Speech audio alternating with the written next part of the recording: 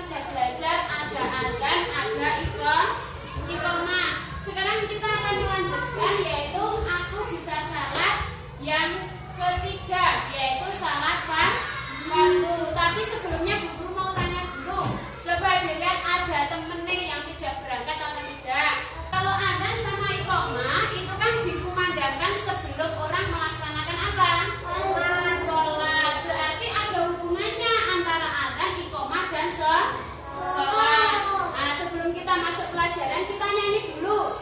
Bu Guru punya lagu judulnya Rukun Islam, tapi dengan nada lagu Balonku. Bisa kan lagu Balonku? 1, 2, 3. Rukun Islam yang 5, syahadat, sholat, zakat, puasa bulan Ramadan, haji bagi yang puasa. Siapa belum sholat dan siapa belum zakat akan disiksa nanti di akhirat yang pedih. Di sini ada saya, kenapa kok orang yang tidak sholat akan disiksa? Karena orang yang beragama Islam itu mempunyai kewajiban sholat, maka dari itu harus melaksanakan kewajiban. Sebelum kita masuk ke pelajaran, Bu Guru bagi bukunya dulu. Nah, sebelum kita masuk pelajaran, Bu Guru mau tanya dulu. Sudahkah kalian sholat? Sudah. Coba Bu Guru tanya kelas 2. Sholat apa yang sudah pernah dilakukan? Subuh. Kewajiban kita tidak hanya sholat asar, tidak hanya sholat maghrib. Tapi kalian pernah kan melaksanakan sholat?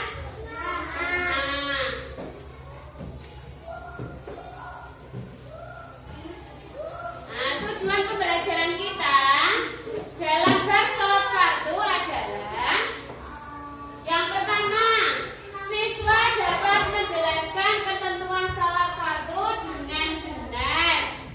Ya, di sini yang Bu Guru harapkan setelah belajar tentang sholat fardu, kalian bisa menjelaskan ketentuan-ketentuan sholat yang ada macam-macam.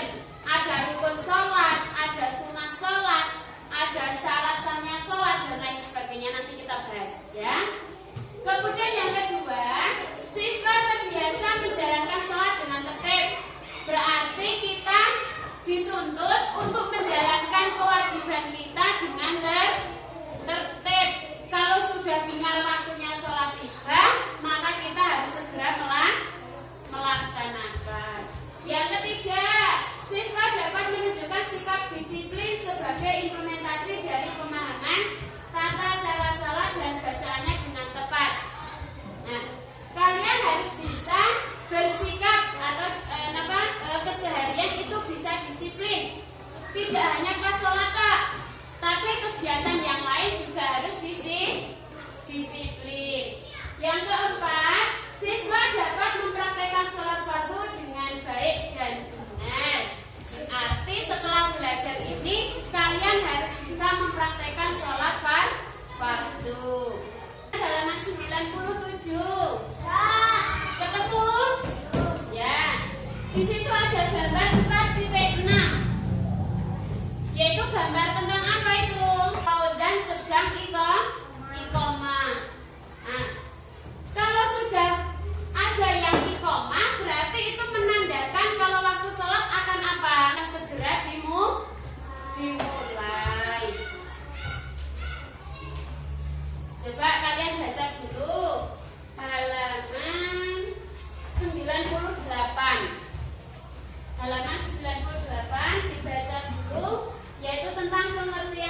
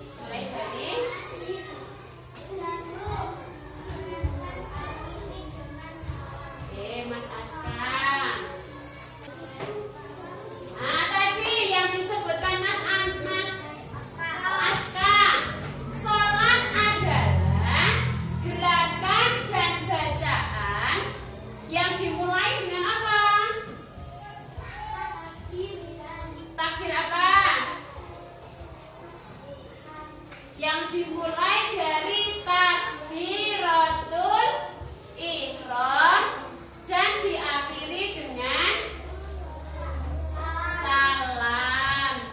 Kemudian salat dalam sehari semalam itu ada berapa waktu? 5 waktu. Apa saja? Subuh, zuhur, asar, maghrib, isya. Subuh, zuhur, asar, maghrib, isya. Guru minta Mbak Lilis maju. Sini Mbak Lilis. Buat contoh temannya ya. Nah, coba Mbak Lilis peragakan ketika takbiratul ihram. Allahu Akbar. Oke.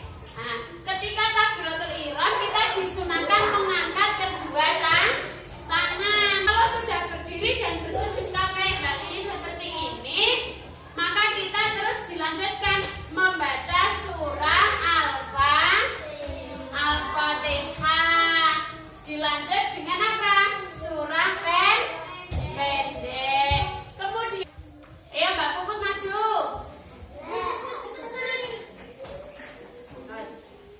Berdua sama Nurul. Tadi sudah sampai rukuk ya. Tadi sudah sampai rukuk kan? Coba diulang Mbak, rukuknya tadi gimana? Rukuk. Nah, ini harus rata. Setelah rukuk, bangkit dari rukuk disebut dengan i'tidal. Maka berdiri tegak lagi. Ayo. Sami Allahu liman hamidah. Boleh tangannya bersujud lagi, boleh tangannya di samping.